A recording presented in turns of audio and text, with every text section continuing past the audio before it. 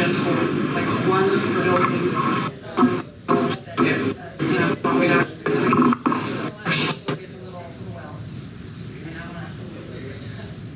Procedure.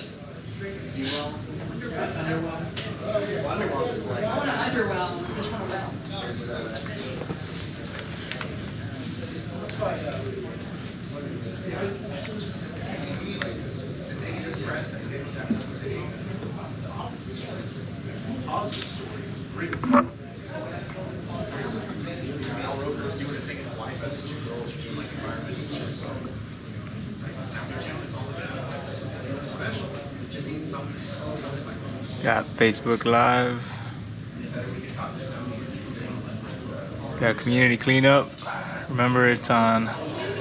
It's going to be in O.I. Fleming, 4th Street. So this time we have to bring one pickup truck and/or a 16-foot trailer per entry. So let's see if I can coordinate this so I can.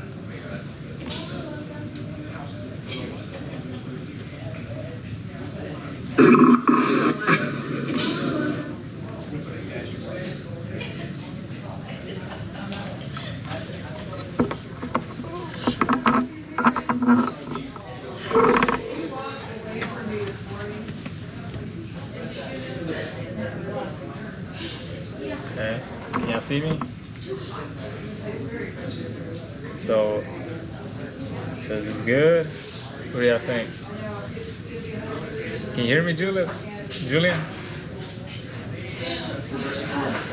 I'm trying to see if this feed works. Got 3 people viewing it, so I guess it's working. 5:48. That's me. I haven't put my makeup up. I haven't done anything. I mean, my hair's still wet. Well, you see what I did with my hair? Yeah. Because it was new. After Friday being on that, my hair just getting cut. It's cute though. Are you going to turn me off the sound? I don't know. It's a little challenging. I can't, yeah. The mic, I can't test it. It's pretty gnarly. Pretty cool stuff here. Let me adjust All my. the other ones are right. I'm gonna start reading all the agenda for tonight. Oh, remember we got on Saturday we got the strategic planning. I think it's from like 8 to 11 o'clock. So make sure to stay tuned in. I could discuss this with y'all later tonight. Ask everyone to talk into their mics tonight.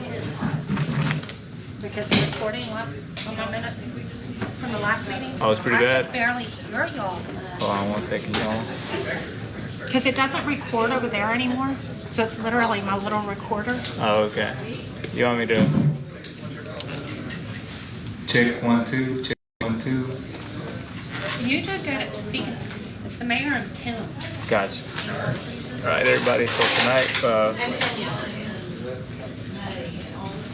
it's gonna be a 5K that they're planning, and that's gonna be on consent agenda. 5K.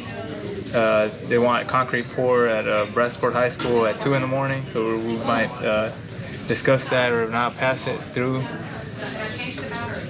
We're planning to change the first meeting in July because of the Independence Day to Tuesday, July 5th. Because July 4th is gonna be on Monday, so we're gonna change it to Tuesday, and then approval of the city council minutes. So for council regular sessions, it's going to be short, and we have an ordinance 2022-2668, which is regarding commercial building inspections, and that should be, we're going to have a public hearing and possible action to approve the ordinance. There were some good points made last week by Councilman Pena and Councilman Payne. It should be pretty good. Also, consideration and possible action accepting land from Dow and portable building. Police department firearms training range. So that's supposedly it's going to be by 36 on the other side behind Arlen's, behind Arlen's on the other side of the Brazos River, or so that should be pretty cool. So that's item number 10, and the last thing, which is I hope it gets approved, but it's to purchase a 250 kilowatt generator from DEPCO Power Systems for the soccer field lighting. And so they only have like a solar lighting in the restroom. So hopefully they have that generator to kick on whenever they want, and they don't have to have two people in the restroom. One person just flicking the light switch to make sure the light stays on for the person using the restroom. They need power in the lighting for the soccer field lighting when they play at night. They need it for the restrooms and for the concession stand. And from there, we're gonna go to work session. Then next executive session, we got East End, self-levy property, police chief. I don't know, but from there it's adjourned. But it should be a fairly short meeting tonight. So I don't know how it's new with the GoPro, so y'all give me some time to adjust. I hope this is better than the Facebook stream. Okay, I'm gonna go ahead and put it towards the crowd tonight. Right? I'll feed you later. Come to me at lunch. I probably stand on my side. So, good. So I brought that. I won't eat it like tonight. Then I will eat it tomorrow. It's good. See that? So I brought this for Miracle. I don't like when she thinks.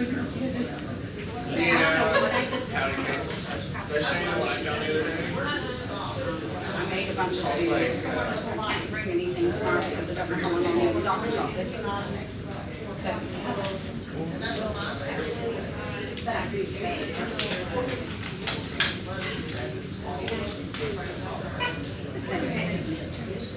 It's dedicated. Yep. And I'm not going to walk there. I walk close.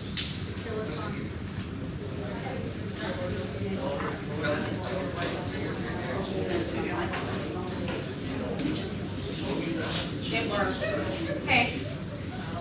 Look, we're not live yet. It's not on me. Just show me what's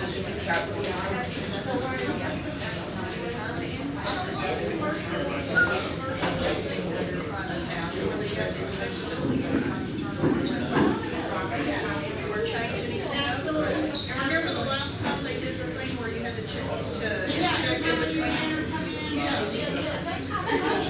cost money and it takes time, and we don't have enough people.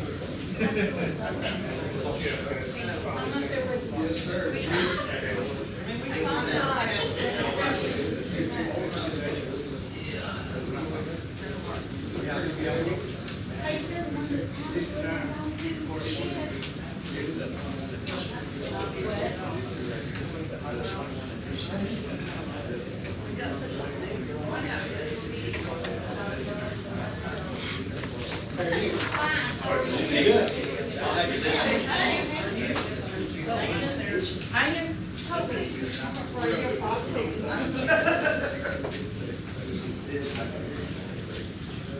How you doing, buddy? Can't complain, I went over there. I've got my application.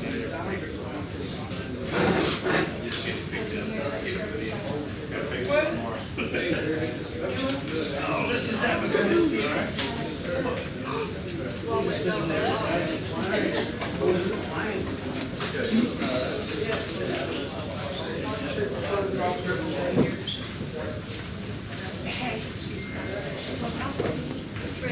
Hey, how you? Good.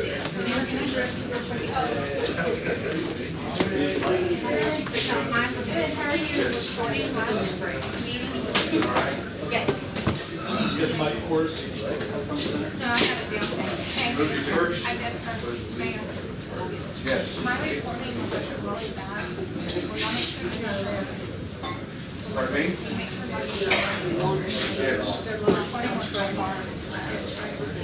If you have one, use it. Shut it off. I can't hear you. I'm sure it was something Are funny. you writing the details of this opinion, Chris? Councilman, how are you? Wayne, now let's go.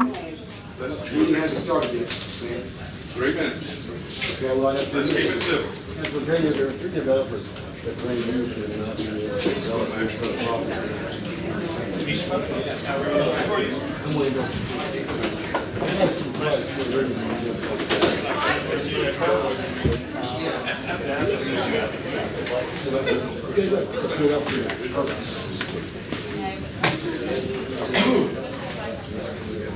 We're good, son. Sure glad you're here.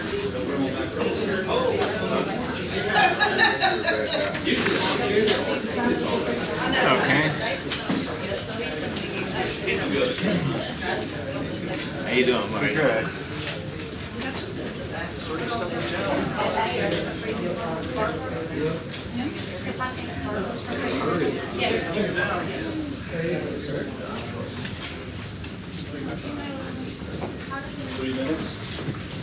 His shoulder? 4 minutes. What do you mean 3 weeks? Done. See you. Can you? See you as well.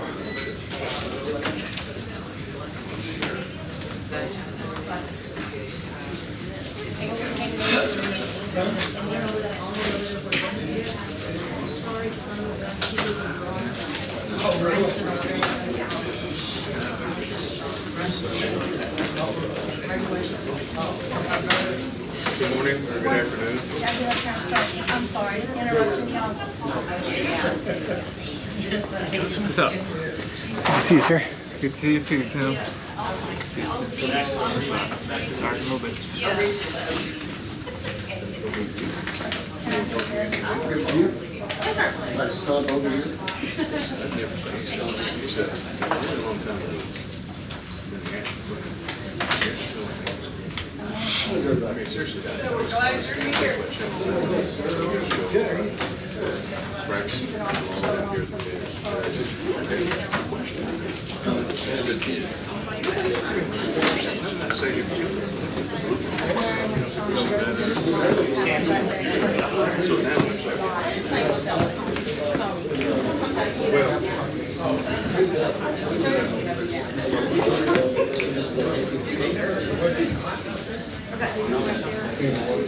Yes, ma'am.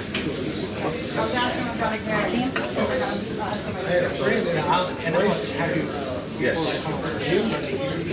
I knew some of them are. Okay. And I know Trent said he may send somebody, but he just got in from being on tour.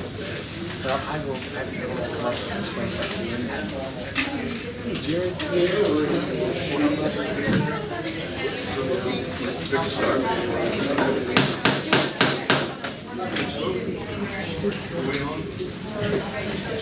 Good evening, ladies and gentlemen. Thank you, ma'am.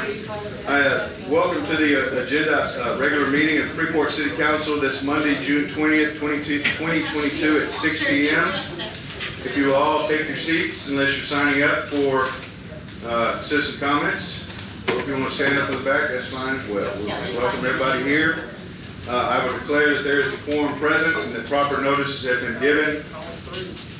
And with that, Mr. Kelty, and ladies and gentlemen of the audience and council, if you'll please rise and please lead us in invocation. Thank you, Mayor. Heavenly Father, we thank you for this glorious day. We thank you for this opportunity to serve you and serve the citizens of Freeport. Lord, we ask that you have your hand on this meeting, that you guide the thoughts and the decisions of this council as we move this city forward. Lord, we just thank you for all that you have done to bless our lives. Lord, we ask all of this in the name of your Son, Jesus. Amen. Amen. Pledge allegiance. I pledge allegiance to the flag of the United States of America and to the republic for which it stands, one nation, under God, indivisible, with liberty liberty, and justice for all. Honor the Texas flag. I pledge allegiance to thee, Texas, one state, under God, one indivisible. May be seated.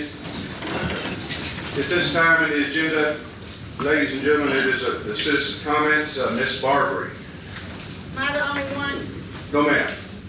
Well, just mark me off. Mark you off? Yeah, y'all tell me what to do. Okay, thank you. Thank you.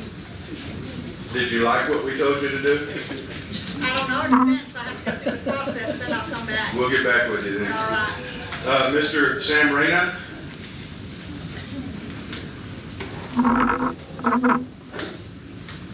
Hold on one second, Sam.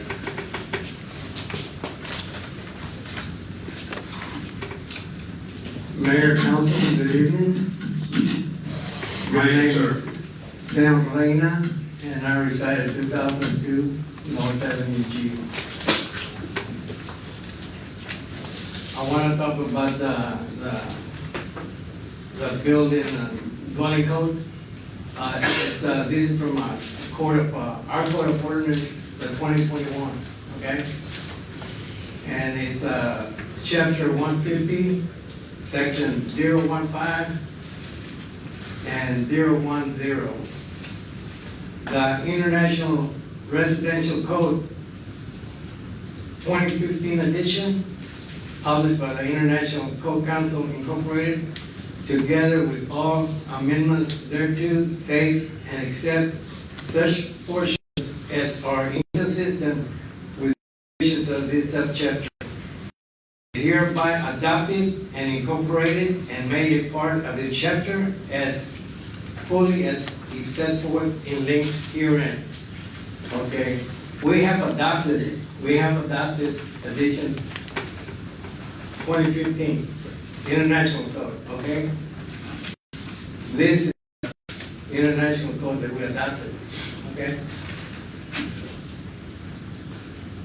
The IEPC contains requirements intended to encourage the use and reuse of existing buildings.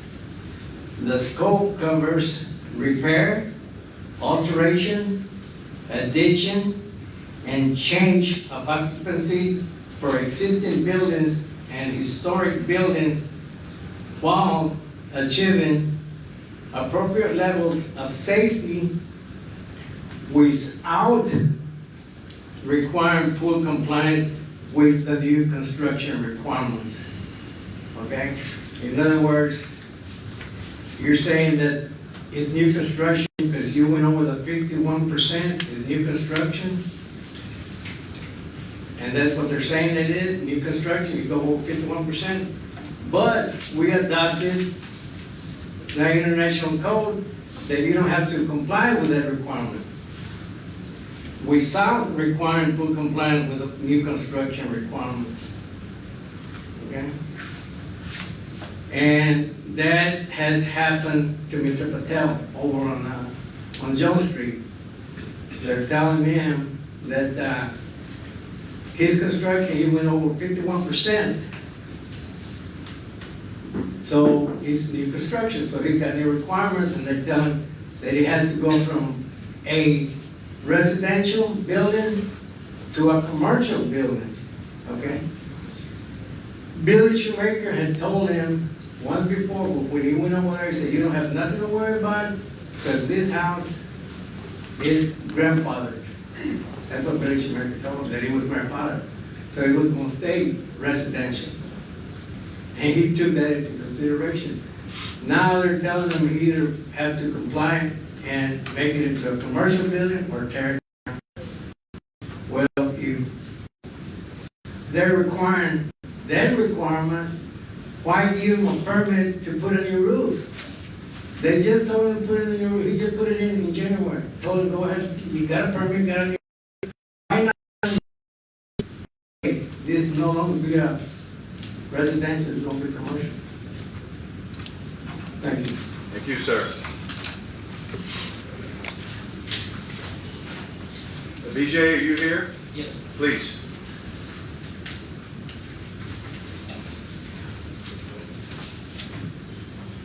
Okay, owner of the house on 2006 German Road. Okay. We have a tenant that we rented the building next door to. And when Billy Shoemaker was there, he was there when we had this tenant move in there. He wanted the house because he wanted to move his family there. So I had somebody stay there, and we had told him that he can move out, we relocated them so we could give him the house.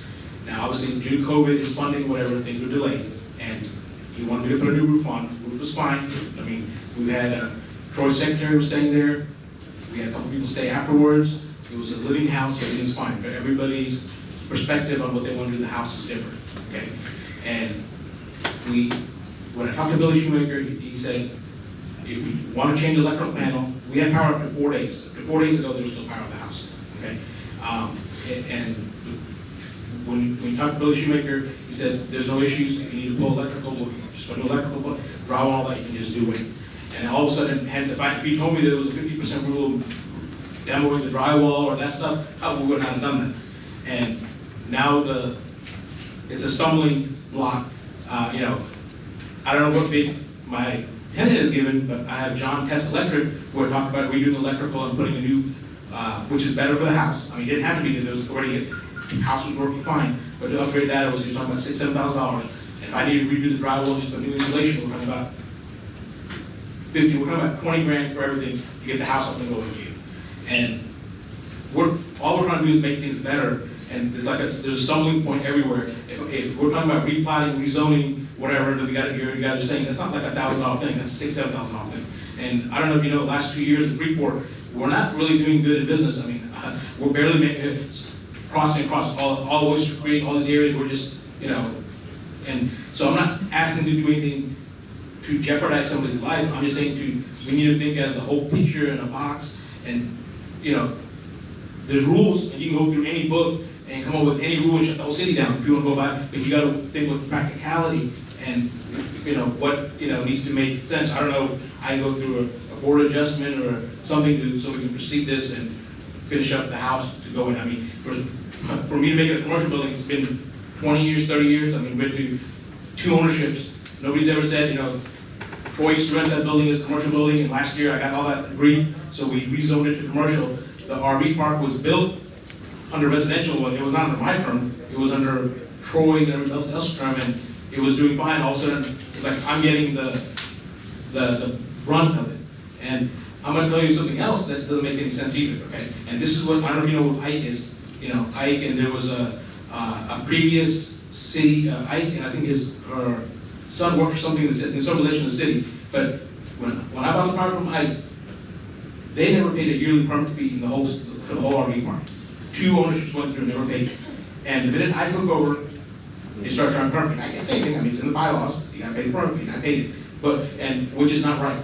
Okay. Same token, when they built that park, okay, they went and, you know, just did hand drawing and got things approved. And when I had the mobile home park next door, that time Cola was the city inspector, and I went through the whole shebang of drainage drawing, this drawing, that drawing, and which is fine. You know, I just, you know, that's what they want to do. I'm not asking for anything illegal right now. All I'm asking is that if you can get the permit so we can get the electrical, get up to code, your inspectors will come look at it, we're not trying to do anything shady, and then let them seal the drywall, and that so they can start living in the house. That's all I'm asking. And I'm getting a rejection by making it into a commercial building or demo the house, or rezone it, which rezoning is not, we're doing unnecessary stuff that's never happened done. So I'm not trying to step on any toes or like that. I'm just trying to, if you guys can come to something that would make sense, look at this case and see if you guys can help me out, and that's all I'm asking. Very good, thank you, sir. Mr. Patel, what's the last 4 digits of your phone?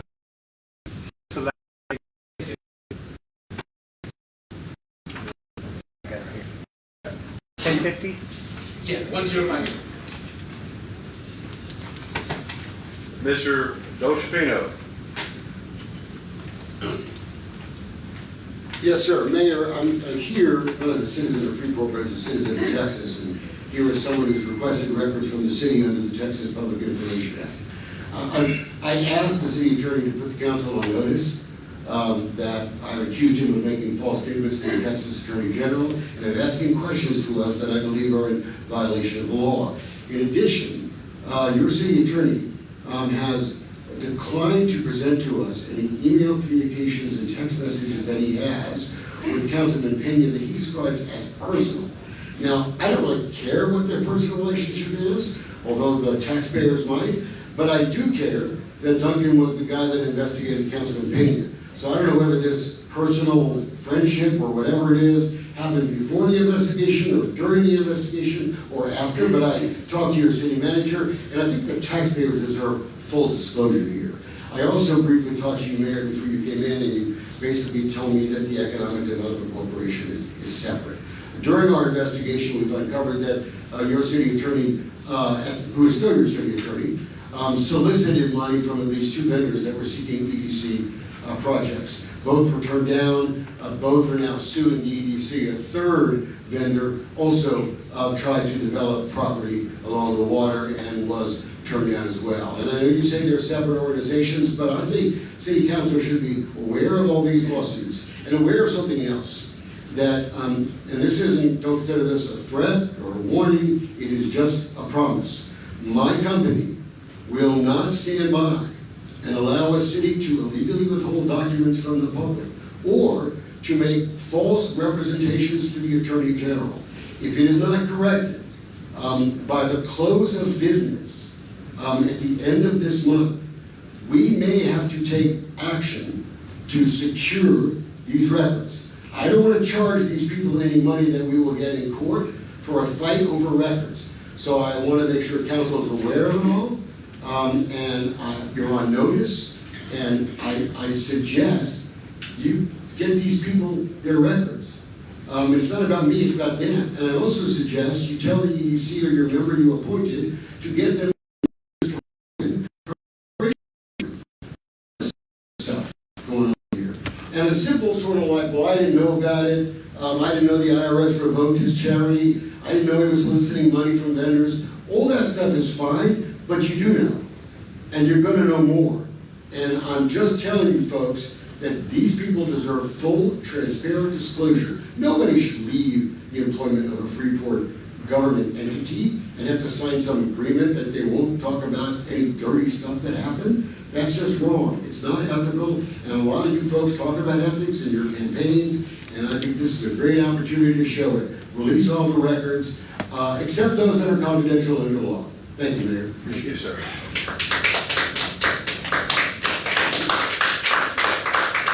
Mr. Matt Morris.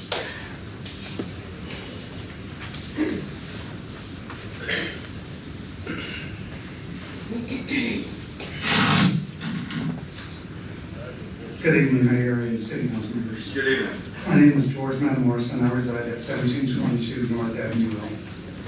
First thing I'd like to say is thank you to Mayor Bass, Mr. Brunish, Mr. Kane, for the appointment to the Board of Adjustments and to the Freeport EDC. I look forward to working with all board members on both boards and helping Freeport become a better place to live. Second, the trash service. I have previously advocated for a brush/mulching center to allow residents the option of disposing brush without incurring a fee for disposal through normal bulk trash service. I have looked into this issue a little further and believe that council should not make this an in-house service as some have suggested. I have spoken with a very close friend whose son worked for the city of Lake Jackson as a laborer in the streets and drainage department. He was constantly pulled from that department to cover the shortfalls in the sanitation department when they did not have enough laborers to cover daily pickup along with bulk pickup. He left Lake Jackson because he did not want to pick up waste. Clute is also having the same issue with keeping sanitation workers.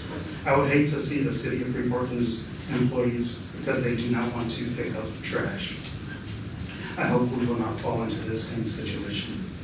Also, I did not realize that mulch greater than 18 inches thick was easily combustible.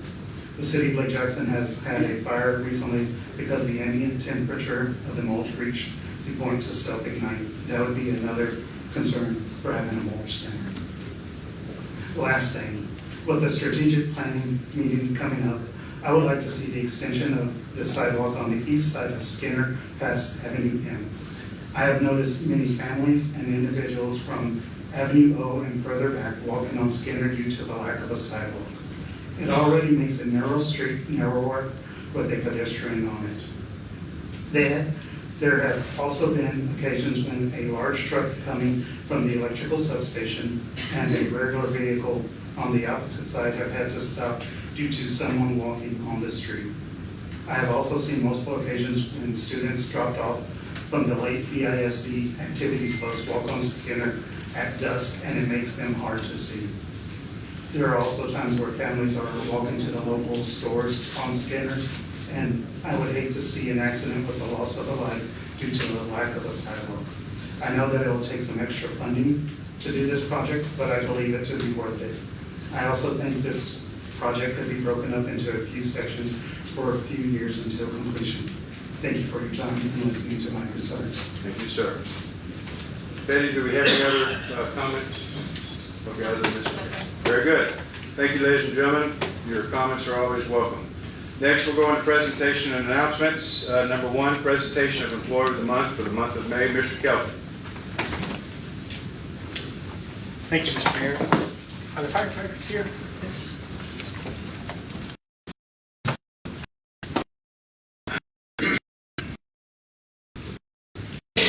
I saw the truck head out with lights going, so I'm not sure if they had to leave. They had to leave? Yes, sir. Mayor asked if we might take the Employee of the Month later in that meeting. Certainly, sir. Duty comes first. Item number two, Chief Garibay, presentation of Community Service Award to the Freedom House. Good evening, Mayor and Council. Good evening, sir. As you know, when someone does a good deed, I'm very big about acknowledging good deeds.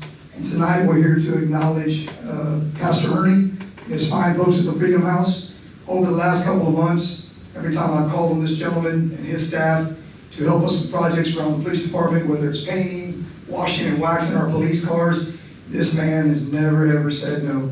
And here recently, I spoke to Lance about getting some volunteers to paint the Mystery Harbor boat.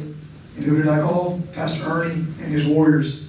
So tonight I want to acknowledge Pastor Ernie and his warriors, his wonderful, blessed warriors, for stepping forward to donate their time, hot time in the sun. I think they spent 5 to 6 days out there painting the Mystery Harbor, saving the city money. And again, from the heart, I just had to tell him thank you, because every time I call him, he always says yes. So tonight, Pastor Ernie, if you would come up, please, and your staff, I'd like to present him with the presented to the Freedom House in recognition of outstanding service and dedication to the Freedom community.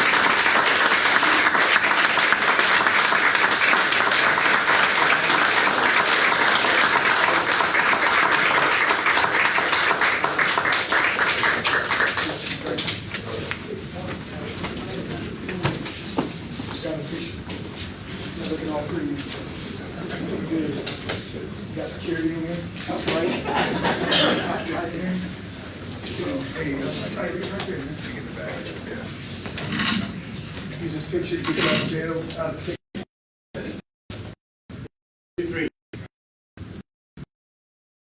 Congratulations. Thank you, Pastor.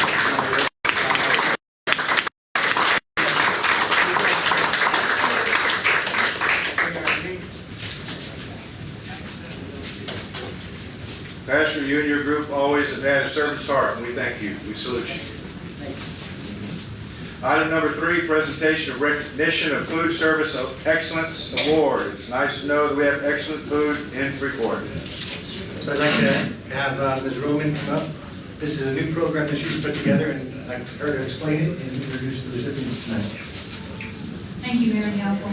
So for the past year, there's been a lot of new regulations come down. The state of Texas adopted the FDA food code. With that, there was a lot of new rules. So instead of penalizing our restaurants, we chose to be proactive and work with them. Our health inspector, Hope Bullman, spent time going to each and every one of them and walking them through educational walkthroughs. And because of the result of that program, our restaurants have really stepped up and have scored very high scores. So we want to start recognizing the ones who have really made extra efforts. So we have come up with this program. It is the Food Service Excellence Award. To be eligible for this, you have to score an A+, which is a 97 or higher on food score, and that is not an easy thing to do. I would say probably an average score is around 80, 85. So the fact that they scored 97 speaks volumes for their cleanliness, their attention to temperatures, that they do not get complaints. They really deserve this award. So with no further ado, our first one, if we have a representative from that restaurant, please feel free to come up, talk about good. He said he might not be here. They scored a 98. Yes, Trent just came in from offshore and he was headed to clean his fish. Very also scored 98 on their inspection. They have to go to bed early because they have to get up early. They have to get up early for the donuts. And we're going to give them these awards to display at their restaurants. Jack in the Box. Would you like to come forward? These ladies are from our local Jack in the Box. They scored a 99. Still turn around for a photo. Way to go, ladies.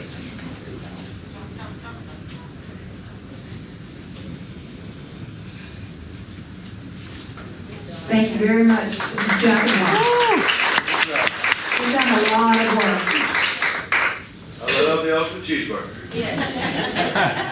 And then our last but not least is Domino's Pizza.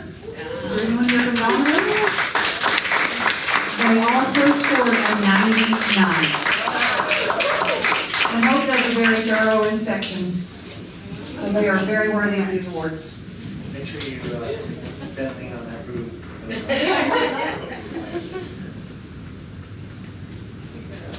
Awesome.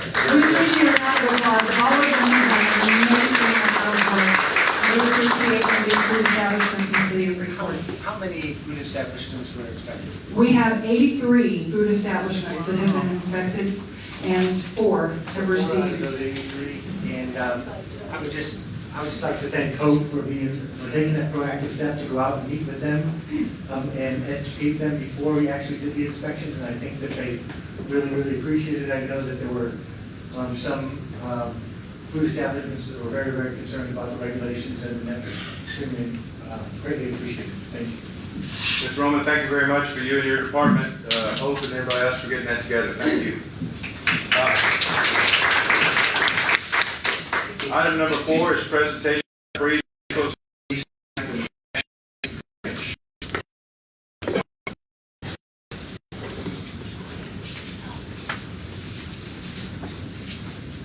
All right, thank you, Mayor and Council. I'm here with my colleague Dane. He and I went out and visited the site with Lance and shared some notes and some alternatives to address the drainage out there, which we'll talk about today. I've got a presentation on presentation, but Dane's going to do most of the talking. He's our drainage lead in our office, and he's got the brains here. So go ahead and start talking. James, hold up 1 second. Let's get it up. Oh, I guess if you're, I mean.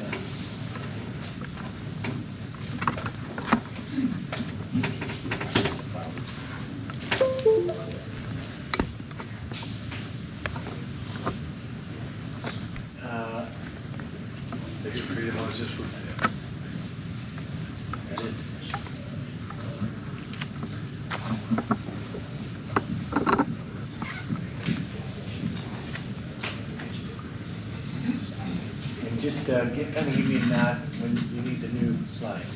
Right, the front page. Okay, great. Yes, hi. As Jared said, my name is Danny Schneider. I'm with Freeze Nichols Engineering. Back in April, we went throughout the community to some different sites that the engineering department had identified as problem drainage areas or areas where they had multiple citizen complaints. One of the sites we went to is the site indicated by the star here. It's an area that's abandoned street right-of-way is what I'm calling it. It's between the addresses of 403 and 323 West 9th Street. And you can see there where the site is, I guess, in relation to that part of the city of Freeport. The residents had complained of deeper than normal stormwater ponding in this area recently, I guess, let's say in the past 1 to 2 year window. And they had also complained of kind of long-term standing water that was resulting in standing water in the backyard of the 403 West 9th Street resident, and then also increased incidence of mosquitoes in the area due to the long-term time it took for the water to either evaporate or slowly drain to the south. So one of the things I did after our field visit and after looking around at what was going on out there, I went back and tried to figure out, okay, what is going on out there right now in terms of the way overland flow patterns behave, and what drainage infrastructure exists out there right now. One of the things I discovered is if you look at the image on the left, it identifies a basin called GH. Several years ago, Nichols did a study for the Velasco Drainage District related to some improvements to the Pine Street pump station. And what we learned from analyzing this area is that pretty much that entire 213 acre area drains from north to south, and then it ends up actually kind of draining right where the star is, and then it goes into those 2 Velasco Drainage District ditches that you see down in the southern end of the GH basin, and then of course it drains east to the Pine Street pump station. The image in the middle is the Brazos County Appraisal District identification for the parcel in which those Velasco drainage ditches is located, and in which a natural flow path occurs across it. And so just for the sake of this report, because it doesn't have a physical street address, I'm just calling it parcel 214121. And then the image on the far right is just kind of highlighting the 2 Velasco drainage ditches, the naturally occurring overland swale. The red is kind of where the residents were complaining of ponding, and then the green just reemphasizes the findings from the previous Nichols study done for the Velasco Drainage District. That basically there's quite a bit of water coming down Ash Street, and then it of course just keeps flowing south and ends up in the channel there by State Highway 36, I believe, and then it flows east to Pine Street pump station. West. Okay. So this what I did is pulled the 2017 LiDAR, the image on the left for the site. And so this is kind of a snapshot in time that I'm calling the pre-fill condition. And you can see there the red is generally red and orange and rust are higher elevations. The green and yellow represent lower elevations. So you can see that there was some kind of a depression there, and you can pretty clearly see the overland swale that kind of cuts off at an angle and heads to that Velasco drainage ditch to the west. It's generally pretty flat out here, like this area is 0, 0. The street elevations are from -1 to like -2.0 right around the curb inlets. There's a set of curb inlets further to the west then there's an outfall pipe into that Velasco ditch to the west there. And there's another set of inlets to the other Velasco ditch as well. The image on the far right, what we did is we said there's a simulation where you just drop water on the surface of the ground and see where the water wants to go based on topography. And so that 2017 image is basically showing you, it confirms that there is water coming down Ash Street. You can see the arrows. Some of it wants to go mostly west in the street because that is headed to a low point. And then some of it jumps the street right of way as it piles up and then wants to flow south. And you can see it kind of ponds up right there in that big area.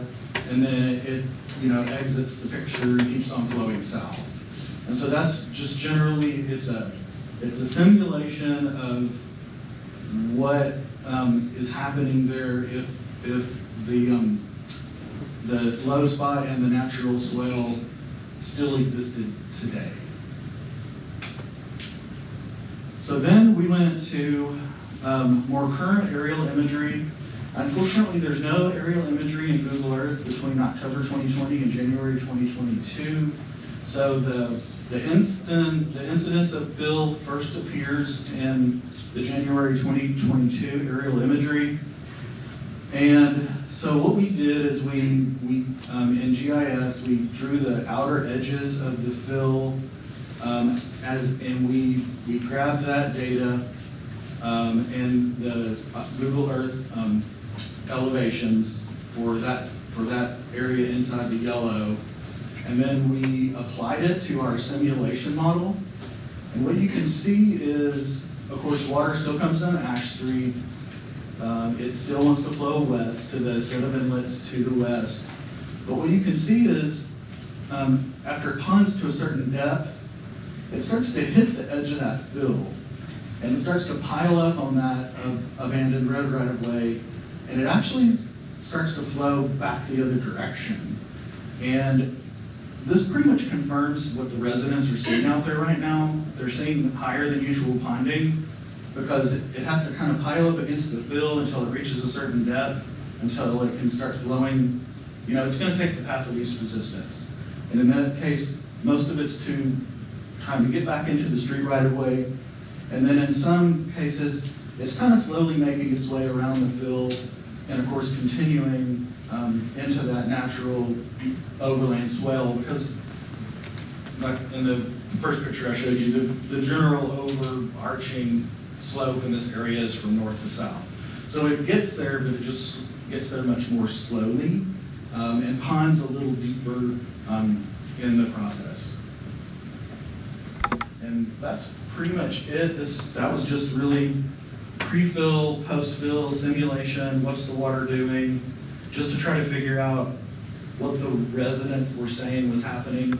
And the simulation pretty clearly coincides with what the residents say is happening out there right now. So what are the solutions? Thank you. What are the solutions potentially to being able to address that water that's standing there? Right. Well, so in the field notes report that Friesen Nichols submitted to Lance, basically just reestablishing the prevailing flow character in the area. You have that naturally occurring overland swale. It's been interrupted, I guess, is a good term, obstructed. And if you just reestablish that, what was naturally occurring across that 214121, you would get probably close to the pre-fill situation, but the fill itself has pretty much permanently changed the character of the area, unless you were to just magically return back to the 2017 LiDAR. Do you know what the right of the city would be to open that swale up, or the right of that property owner to block that flow? I can't really speak to that. I know there is Texas Water Code related to obstructing waterways, but I'm not an attorney. Okay. Is there, we've also tossed around the idea of trying to divert it back, slope the land back to the street, and it's my understanding that there wasn't enough fall to be able to get all of the water back to the street, to push it all the way back there. We'd always have water ponded back there. Is that correct? You would have some amount of ponding back there until it evaporated or eventually made its way around the fill. Right. Another option that we had kind of looked at was the potential of placing an inlet on that parcel or abandoned right of way. At that location? At that location, yes, sir. And take it where? Then you would have to conduit it to probably back out to the street, down to the low point, and then it would enter the Alaska drainage ditch where everything else enters it right now. Or you would need to acquire some right-of-way at the rear of the, I guess, existing property owners. I don't know that there's physically room within the property owner's parcels, so it's very likely that the easement would have to be acquired on the parcel 214121 to the south, where the field is placed. Okay. What's that parcel number again? It's a 214121 from Victoria County President District. Can you go back one slide? I'll go first.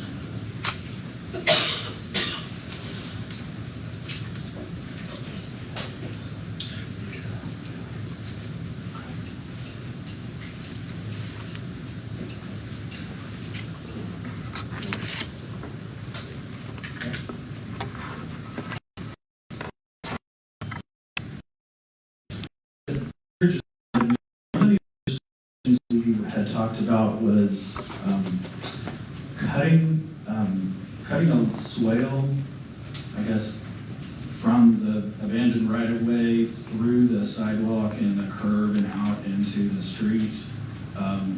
That's a solution. It doesn't return the drainage behavior to the way it was, but it might help drain the parcel more quickly than it's draining today.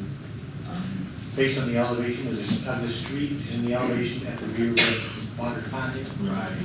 It would be a slow drain, but there's a minimal amount of drop that could be achieved there to have a slow drain back out into the street. It could help, but it wouldn't solve it. Councilman Finn, you had a question? I'm sorry. Councilman Finn, you had a question? Yeah, so on this map, I don't know what was your name again, I'm sorry. Dane. Yeah. Thank you. So on this particular model, the big maroon square here, is that property 214121? The you're seeing there is us inputting a revised topographic surface into the rainfall or runoff simulation model. Yeah. So as best we could, we tried to emulate that yellow outlined area, recreate those elevations and drop it into the 2017 LiDAR. And just so we could see, okay, if this is no longer a low, if it's at the elevations it generally is today from Google Earth. And some of the Google Earth imagery is, pretty good for these days anyway. And so we built that in based on its current elevations, and that's how the flow behavior changes. So as of 2022, this particular topographical image reflects kind of the elevations and the flow of the water. It does, it reflects.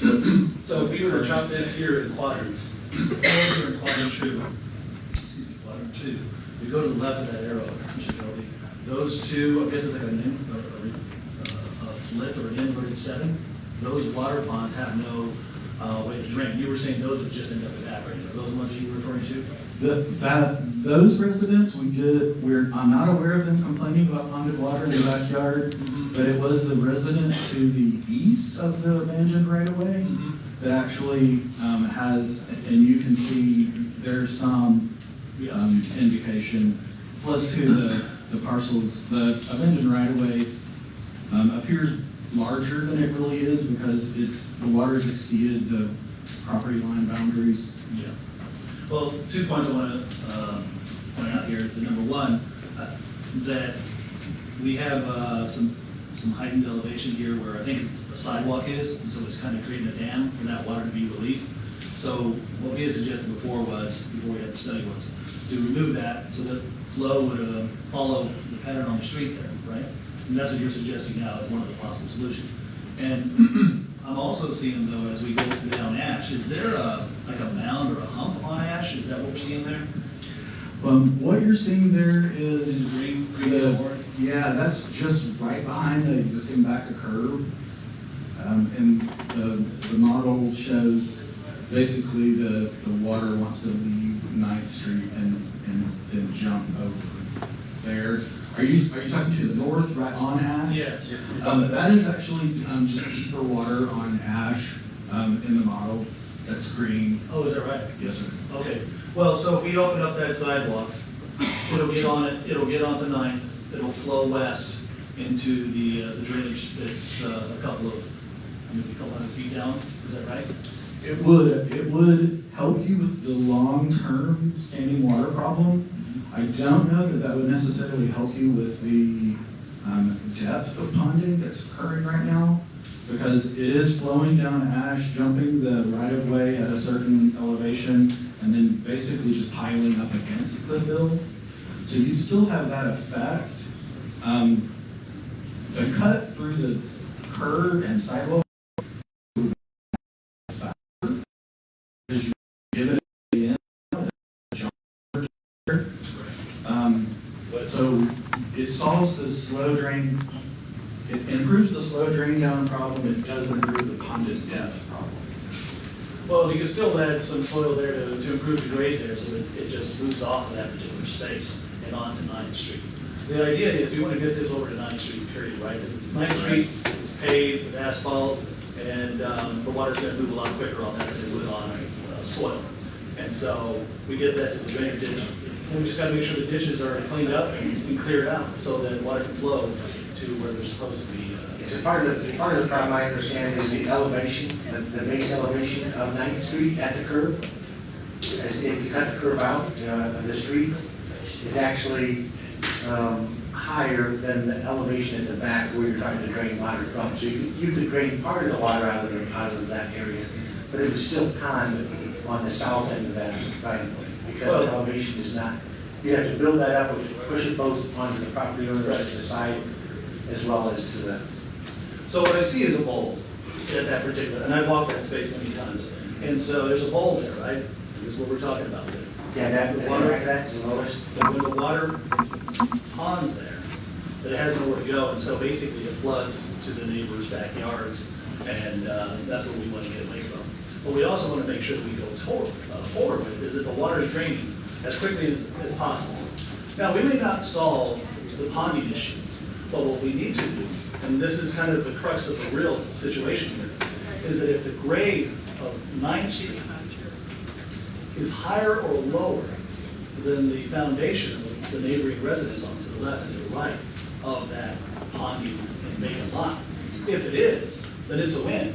We have a pond, sure, but we still, maybe we can fill it so it doesn't have as deep of a pond, but the water now still moves firstly to 9th Street and never to the neighboring properties unless there's like a major flood or that. In that case, it's all bets are off, right?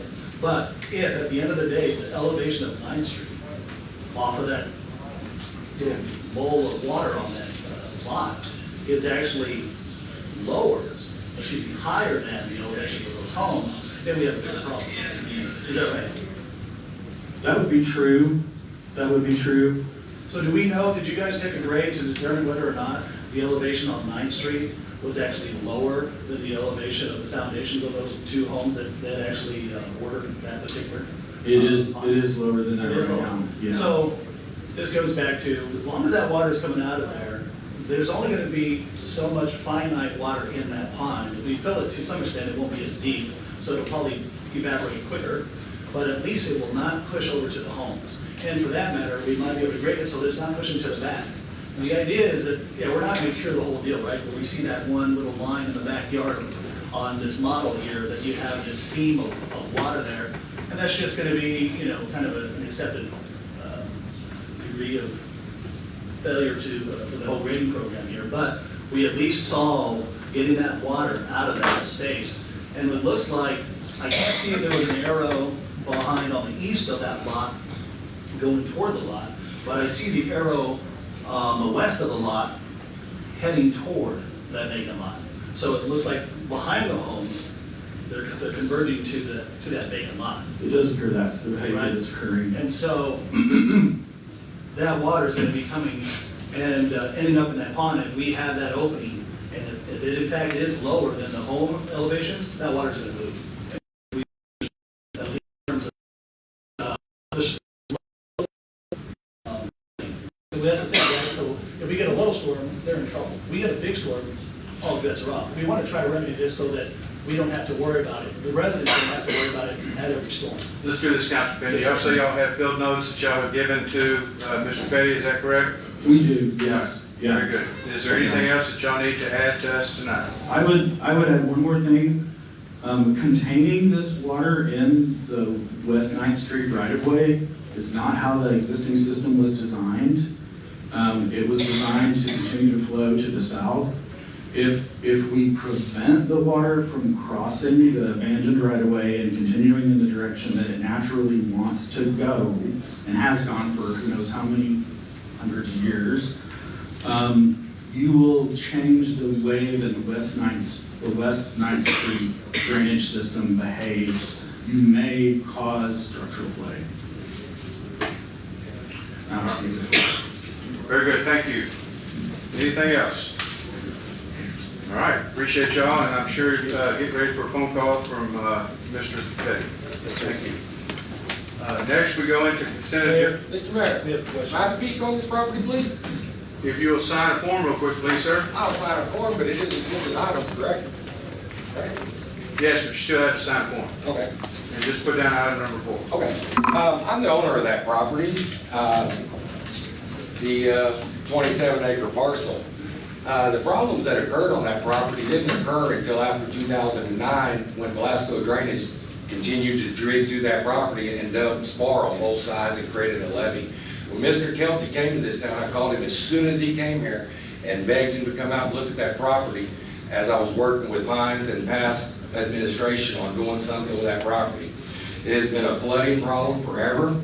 Since 2016, I have begged the city to come out there and please lower those levees and get a correct slope on those levees so they can be mowed with the equipment that the city has. They don't even have equipment to mow that because the levees are so deep, because every time they dig it, they just dump it on both sides instead of spreading it out so the water will naturally drain to those open ditches.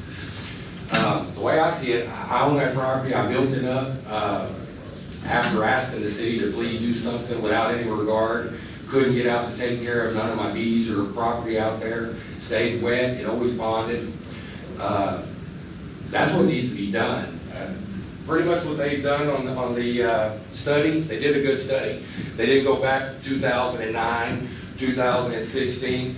I've got pictures before the Port of Freeport built all those houses on 9th Street. That was a complete flooded zone. Me and Mr. Phillips used to bale hay out there. It was constantly always wet. When they did the work on 9th Street and built those houses, it even created a bigger flooding problem. The flooding got way worse.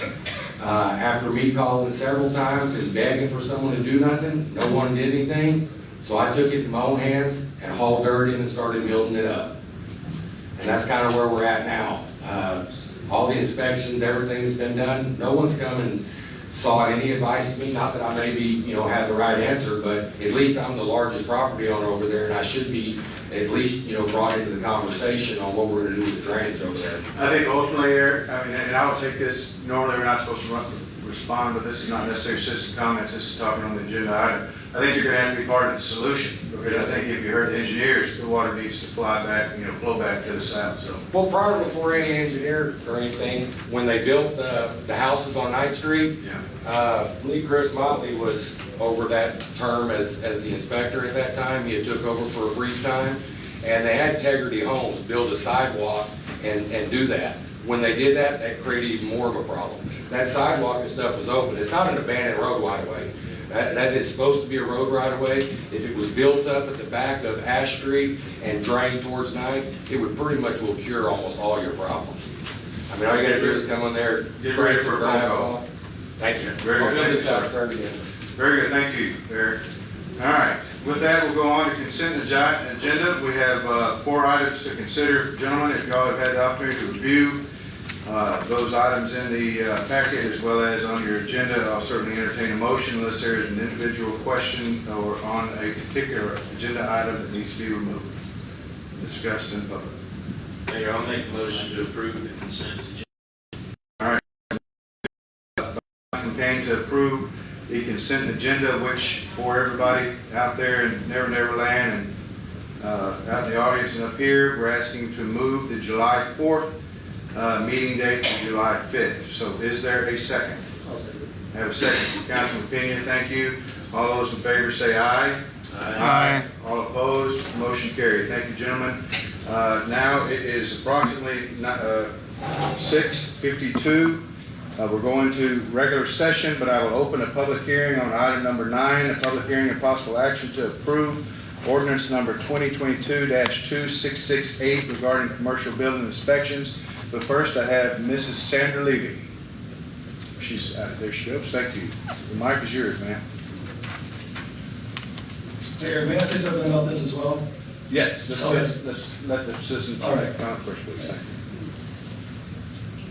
Thank you, Councilman. Go ahead, ma'am. Mayor and Council. I'm Sandra Levy. I live at 311 Broad Street. I own a couple of Sandra, could you please get a little bit closer? I own a couple of commercial properties in Freeport. Two things I'm concerned about with this ordinance, and I spoke with Mr. Kelty about it. I know before, when I worked as a real estate agent, we had an ordinance similar to this that required inspection of rental properties across the city before we could turn over properties. And one of the reasons that we rescinded that was because there was no way that code enforcement could keep up with all of the properties that turned over in the town. And you heard earlier when they were talking about the number of kitchen facilities in this town. Can you imagine how many commercial properties there are in this town that would have to be inspected on a monthly basis to turn over commercial properties? The second concern I have is that once, from my understanding of what Mr. Kelty said, that anytime this was not just for sale of property, but anytime that you rented a property. So in the past, if you had a certificate of occupancy, like for a retail building, let's say the Dollar General building. If another business came in that was a retail business like that, they just read and transferred utilities. And so now we're talking about going in between there and doing another inspection. And my question is, to what avail? Like, is that because we're going to ask those property owners to bring everything that's there up to current code? Because there are a lot of buildings in this town that may not be code, but are definitely still safe commercial buildings. And the second problem is just bogging down the sale and opening of new businesses in town. The turnover, if you will, of properties. I know it doesn't seem like a whole lot, but there are a lot of commercial properties. Not just the retail businesses, but the offices turn over pretty frequently. There are a lot of properties that are on 6-month lease. And so does that mean at the end of that 6-month lease, that lease is up, then we're going to inspect it 6 months? Or is it at the end of every term? Or is it at the end of, or is it the turnover? But my understanding is it's the turnover of any change of utilities. And I guess I just don't understand the reasoning if, I could understand it if there's a building that's not up to code or that didn't meet code. I doubt very many of them are up to code for today, but when they were renovated last, they were up to code. And if you bought commercial insurance for commercial buildings, they often do an inspection every 2 or 3 years just to make sure that everything, at least on our buildings, they come by and inspect every year to make sure that they're insurance worthy. So my concern is that this will create, I don't know, the same type of problem that we had the last time we had this type of ordinance. And I also, after reading through the international code that we adopted, I know that Mr. Kelty told me that, Mr. Duncan told me. 10 seconds. Okay, that we had to have something, a city code, but I don't see that. And from asking other people who are in code enforcement in other towns around here, I've not found anywhere else that has this. So maybe y'all can speak to that. Thank you, ma'am. Great questions. Mr. Kelly. No, excuse me. Councilman Finney has a comment. Yeah, actually, I wanted to remind council that, in fact, we had touched on this particular ordinance last week, and we asked that there be an announcement, and so that we'd have a workshop that would invite all the businesses, the commercial businesses, so that we could do this, correctly and in a timely and in a most encompassing way that we're not going to have a whole bunch of backlash on. So I'm really surprised that this got fast-tracked and put onto the very next agenda when you look at the downtown district, none of the business owners in downtown got notified at all.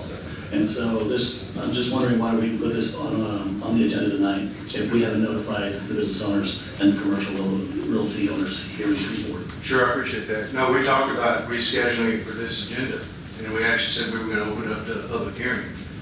So I'm assuming that, never assume, okay? It was out on the agenda item on Friday, and I know that you're a strong advocate for folks, and so I'm sure it was out on Facebook as well. But that's what we're here today to talk about. So I know that last time we were here, you released item number 2. Is that correct, Councilman Pena? Well, is there any further questions? Yeah, I have a lot of issues with this, but I'm just curious if we're going to try to consider trying to invite more businesses here and try to make sure that we have a big enough window for this. Because here we are, we have meetings that we had with the mechanics. That did not happen in 1 week, 7-day turnaround time. We took the time to get it right, and we met with them, I think, 2 or 3 times outside of council. Well, we actually got it right the first time, and then council changed their mind, and then we changed their mind again. So and those changes, right, but as the elected leaders, we listen to our constituents and so forth, which is what we're here tonight for, and this is why we're having a public hearing. So if anybody has something to say, I welcome y'all to say this. We are trying our best in collaboration with the international code to make sure that our buildings are safe for our citizens and for our guests. Is this the proper vehicle to do it? There's probably a few things I have some objections about. But as for the time, Councilman Pena, I'm fine with proceeding. So, ladies and gentlemen of the audience, yes, sir, please. Manny, will you please fill out a form, sir? Yes, sir.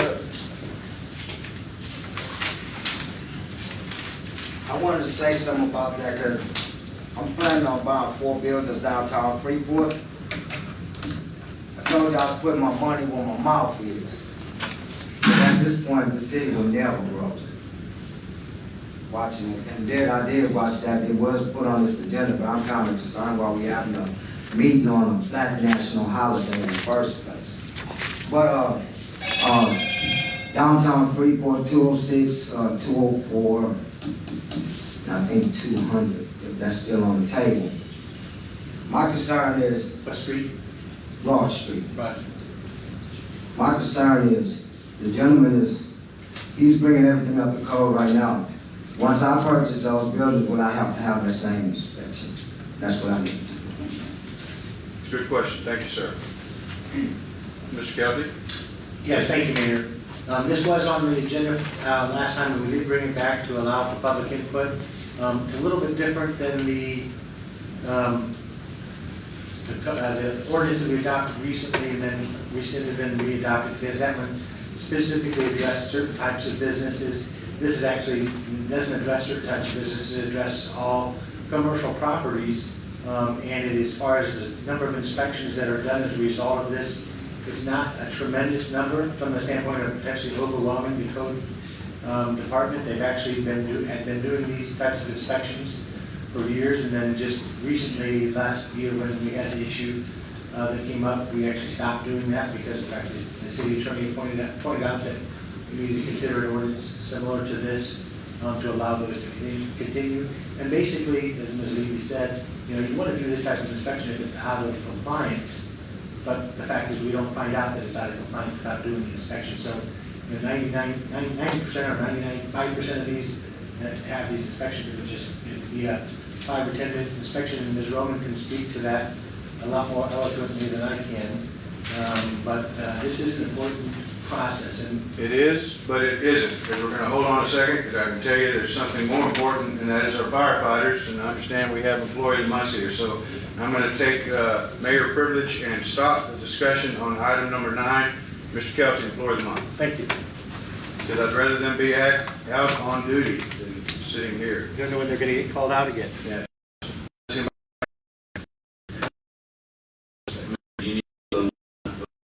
You know, In public, aren't we? yes, we are in a public hearing. I will temporarily close this public hearing. It is now 7:04 p.m. and reopen regular session. Thank you, Mayor. Chief, you ready to come up and help introduce these?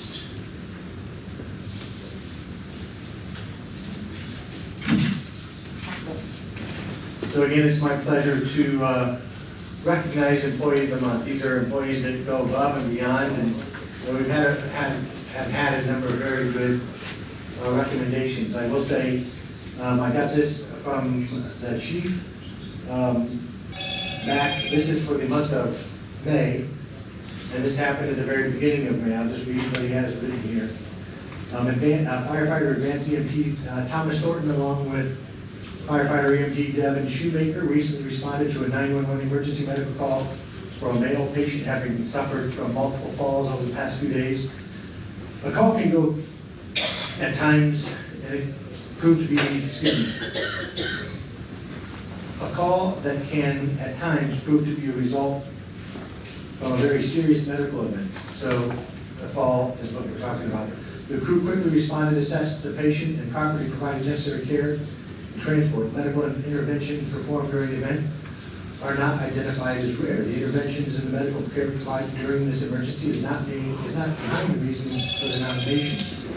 Nomination is due to the exceptional customer service provided by these firefighters during the call that was highly recognized by the patient's family days later. The crew provided the bedside manner and professionalism that Freeport Fire and EMS Department has grown to expect as providing affectionate, compassionate, and top-tier progressive medical care, which is our focus. Providing the highest level of patient care goes far beyond life-saving intervention, and this crew has demonstrated how important that and the passion they have for the sincere attitude they have when caring for our citizens in the city of Freeport. And so for that reason, I would like to recognize them.